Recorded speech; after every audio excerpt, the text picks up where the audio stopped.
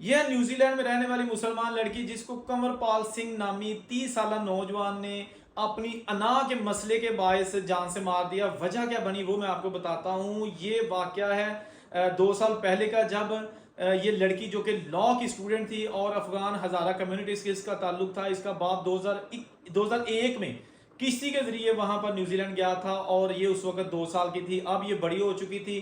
کنور پال سنگھ جو کہ اسٹڈی ویزے پر New Zealand گیا تھا، سیکیورٹی کی جاب کرتا تھا اور اب وہ اوور سٹے ہو چکا تھا، انلیگل ہو چکا تھا. اس لڑکی کو روزانہ یونیورسٹی آتے جاتے دیکھتا اور ایک دن ایسا ہے کہ اس نے اس کو پرپوز کیا. اس لڑکی نے انکار کیا. پھر اس کے بعد یہ پیچھا کرنا اس نے شروع کر دیا. پیچھا کرتے کرتے جناب 2 سال تک اس کا پیچھا کیا اور 2 سال تک جو ہے نا اس کو کہتا رہا کہ میں آپ کو یہ کر دوں گا، وہ کر دوں گا، میرے ساتھ شادی کرو، ریلیشن بناؤ. لیکن وہ لڑکی اس کی کسی بات پر جو ہے نا وہ راضی نہ ہوئی. لڑکی نے اس 1-2 سال میں 3 بار پولیس کو کمپلین بھی کی لیکن کوئی بھی ایکشن نہ ہوا.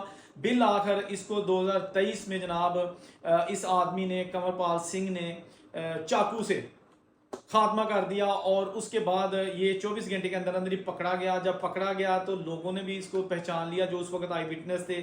عدالت میں پیش کیا گیا تو جج صاحب نے اس کو عمر قید کے لیے جیل کی سلاخوں کے پیچھے بھیج دیا ہے. عمر قید اس کو 17 سال تک ہوگی.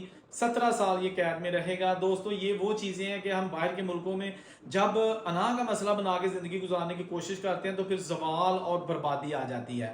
اگر اس لڑکی نے رشتے پہ انکار کیا ہے تو اس میں کیا خرابی آ گئی؟ آپ کا اس نے کھایا کیا تھا؟ یاد ہو نا کہ آپ کہتے ہو کہ جی میری بچپن کی مانگ تھی یا میں نے اس پر بلین لٹا دیے، اب یہ ایسے کہہ رہی ہے، یا اس کی فیملی نے اس کی میرے ساتھ بات کی تھی اب مکر رہے ہیں تو مجھے غصہ آ گیا تھا.